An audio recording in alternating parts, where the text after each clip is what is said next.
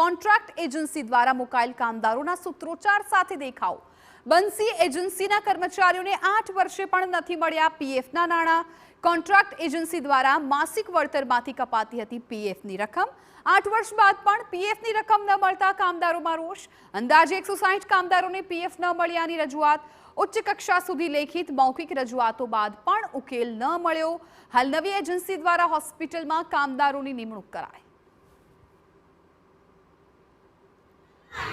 926 રૂપિયા પીએફ કપાતું હતું મારું, અને 10,000 અને 30 રૂપિયા અમારું પગાર હતો. એમાં અમને 6,500 પગાર આપતા. એમાં અમે 1-2 રજા મૂકતા તો એમાં અમને 6,000, 5,500 એવી રીતે પગાર આપતા. અધો તમારો પગાર ખાતા, અને વારંવાર અમને હેરાન જ કરે છે. બરોબર, એ લોકો અને ધમકી દીધે રાખે છે કે તમારે જ્યાં જાવ અહીંયા જાઓ. અમે 2 પેટી સુપ્રિન્ટેન્ડને ખવડાવી છે, 2 પેટી ડીન મેડમને ખવડાવી છે, પોલીસ વાળાને, વકીલ વાળાને.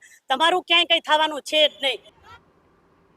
એક તરફ કામદારો ગંભીર આરોપ લગાવી રહ્યા છે, બીજી તરફ હોસ્પિટલના સત્તાધીશોનું કહેવું છે કે હોસ્પિટલ દ્વારા કોન્ટ્રાક્ટ એજન્સીને જે તે સમયે જ રકમ ચૂકવી દેવામાં આવી છે અને કામદારોને પીએફની રકમ ચૂકવી દેવા પણ સૂચના અપાયેલી છે.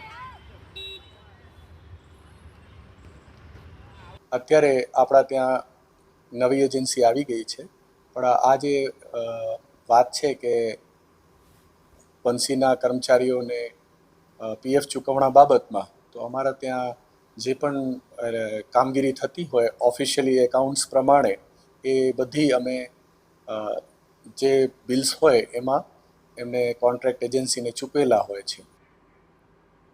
વધુ એક સમાચાર જામનગરથી છે. સરકારી